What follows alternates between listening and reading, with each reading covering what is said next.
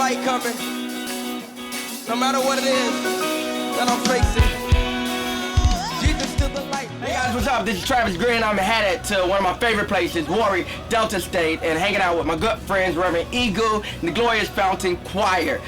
This is going to be an incredible conference this July. I need everybody to plan to be there. It's called Revival, Fire, Power, and Glory. That's right, it's a worship encounter right there at the City of Refuge every day at 3 p.m. July 20th through the 22nd. Listen, do what you can do to be in the place so we can worship and go up together. I can't wait to see you soon. Love you.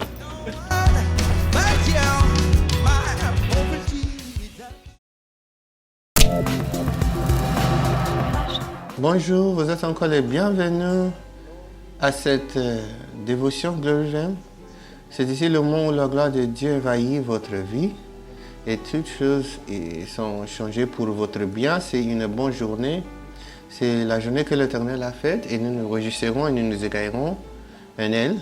Vous voyez, c'est une chose de choix. Vous pouvez décider d'avoir une bonne jour ou vous pouvez décider de rester dans un état de tristesse avec de chagrin. Mais vous pouvez ébranler cela et dire, c'est la journée que l'Éternel a faite, je me réjouirai en elle. Dieu a un bon plan pour vous. Aujourd'hui, il faut focus sur ça. Beaucoup de fois, nous focus sur les choses qui ne sont pas importantes. Par exemple, hier, nous considérons l'écriture dans la parole de Dieu, dans Jean chapitre 3, versets 22 à 26. Qu'est-ce qui s'est passé là-bas? Les disciples de Jean étaient venus et ils ont dit à Jean quelque chose. Ils sont venus pour l'attirer son attention au fait que l'homme qu'il avait baptisé, dont il avait témoigné que cet homme-là a commencé son ministère. Et voici ce qu'ils ont dit en verset 26. Il baptise aussi, notez aussi, il baptise aussi.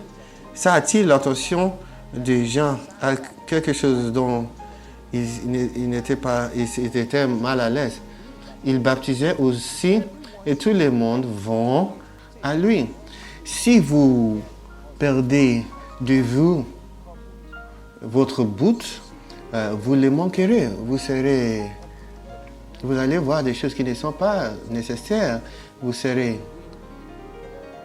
inquiété, insécurisé. Ces personnes ici, ils étaient mal à l'aise. Beaucoup de fois, le combat entre deux églises, une affaire, une autre église, commence avec des déclarations comme ceci.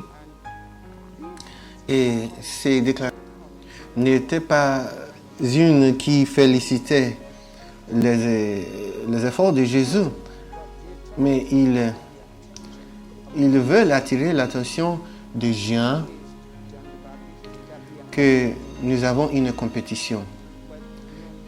Si beaucoup de nous ignoraient ces rapports et nous restons dans notre focus afin qu'ils réalisent que nous ne sommes pas touchés, que nous savons ce que nous faisons et nous ne donnons pas l'attention et nous restons avec notre but, je vous le dis que le monde sera une bonne place. Mais beaucoup de fois, nous ne faisons pas. Nous commençons à sentir insécurisés. Mais voyons la réponse de Jean. Jean a répondu, 27. Un homme ne peut recevoir que ce qui lui a été donné du ciel. Notez. Il se souciait de la foule qui allait à Jésus et Jean a compris sa compréhension. Il a compris les choses spirituelles. Il a dit qu'un homme ne peut recevoir que ce qui lui a été donné. En d'autres mots, celui dont vous parlez ne peut attirer cette foule si le ciel ne lui aide pas. Donc, ne soyez pas insécurisés, ne soyez pas anxieux du progrès d'autrui. c'est sa vie, c'est son but. Focus sur votre but, sur votre vie.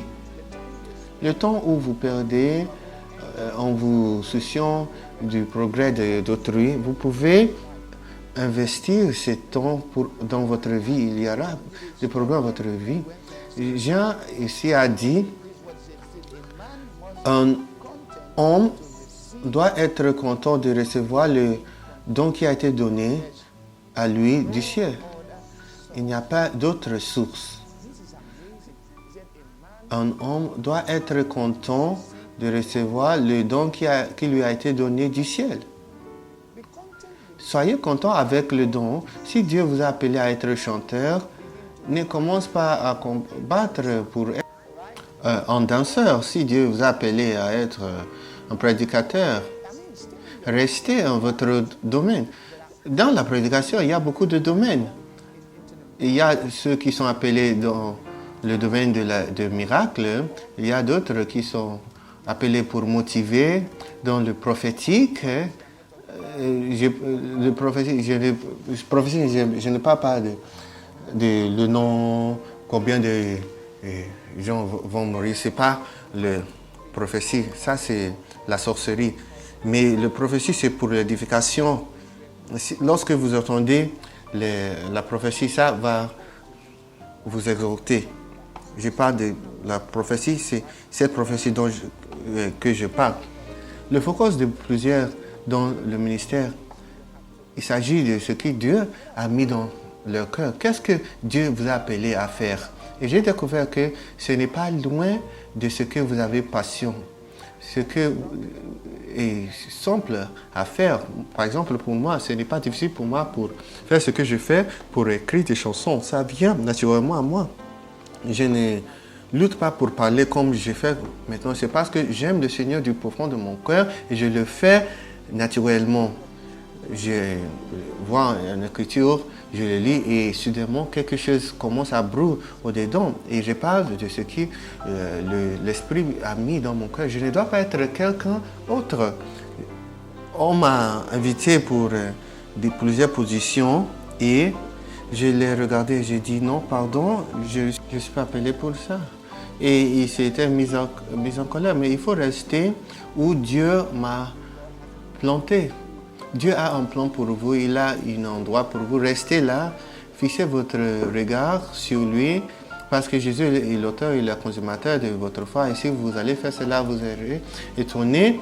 La gloire qui sera révélée, c'était un bon temps avec vous. C'est ma prière que cette semaine sera glorieuse pour vous et la bénédiction de Dieu sera manifestée. Focus sur votre but et Dieu va vous faire traverser à travers. Je suis Gulu Chegwebou, que Dieu vous bénisse.